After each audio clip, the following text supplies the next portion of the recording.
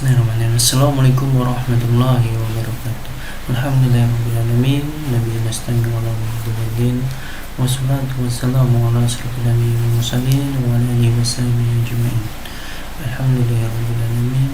Pada kesempatan kali ini saya akan menjelaskan tentang manusia. Kemudian ada 3 tugas utama kita sebagai manusia. Teman-teman yang insyaallah dirahmati oleh Allah, kita semua yang kita lakukan ini kita niatkan untuk ibadah sebagai sarana untuk mencari ridha Allah, pasti hidup kita akan tenang.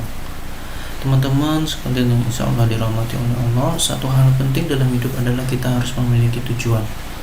Kita harus bisa menjawab ketika ditanya untuk apa kita hidup dan apa yang harus kita lakukan untuk mengisinya. Memahami secara benar tujuan hidup akan membuat semua yang kita lakukan itu lebih terarah, terfokus, dan kita bisa terhindar dari perbuatan yang sia-sia. Ketika kita memiliki tujuan, walau misalnya lambat jalannya, jauh lebih baik daripada orang yang melakukan percepatan tapi tidak memiliki tujuan. Jadi kayak ngoyo atau buru-buru atau cepat tapi dia tidak mempunyai tujuan.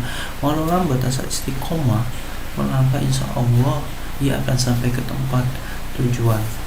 Kayak misalnya kalian pernah dengar tentang berdoa, itu ibarat kita mengayuh sepeda, walaupun pelan-pelan itu insya Allah kita akan maju terus, seperti itu ya. Ketika kita mengayuh, sama dengan doa, jangan sampai kita berhenti untuk berdoa ketika kita menginginkan sesuatu ya. Itu walau lambat asal istiqomah kita melangkah.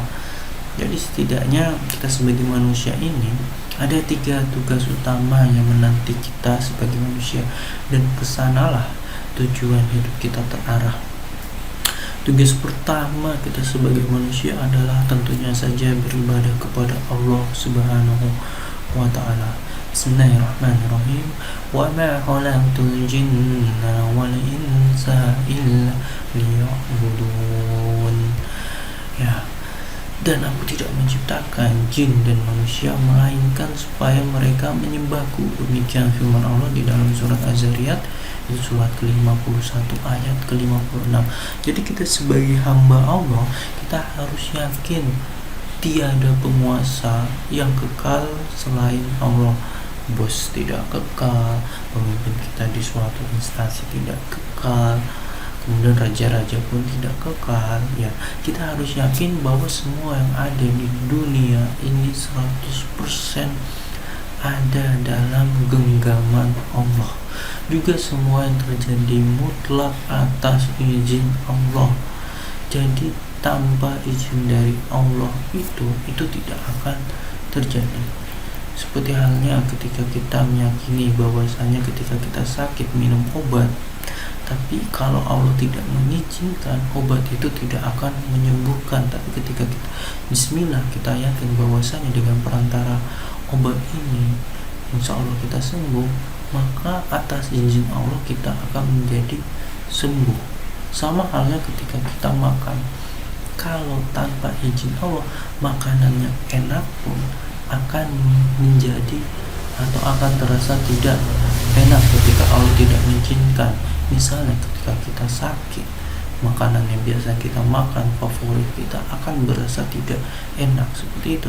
Tapi ketika Allah mengizinkan bahwasanya makanan itu akan enak, akan mengenyangkan, maka akan terjadi. Kita harus yakin bahwasanya semua atas izin Allah.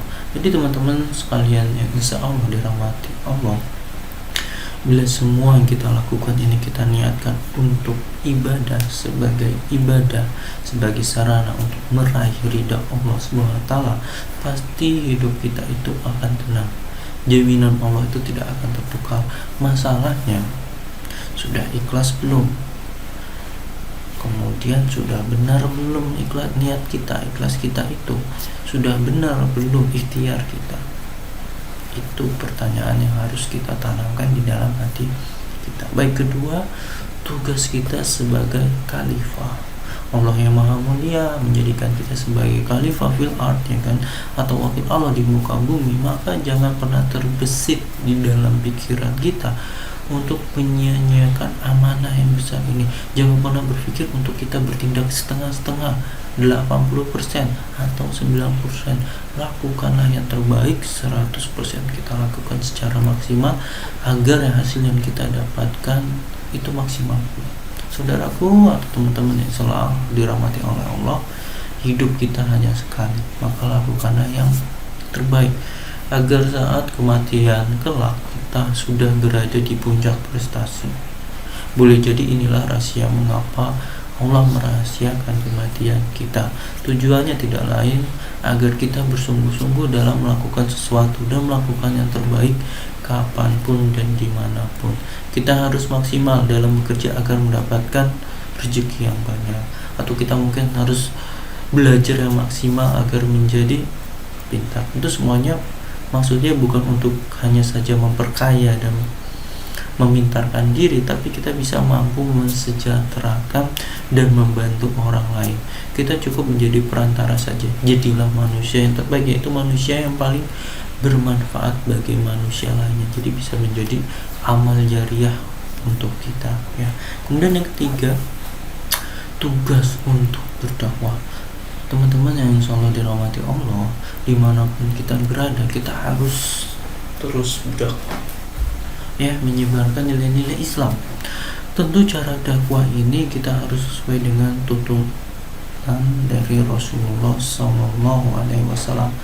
Setidaknya ada 2 formula dakwah yang bisa kita terapkan, yaitu yang pertama menjadi bukti keindahan Islam.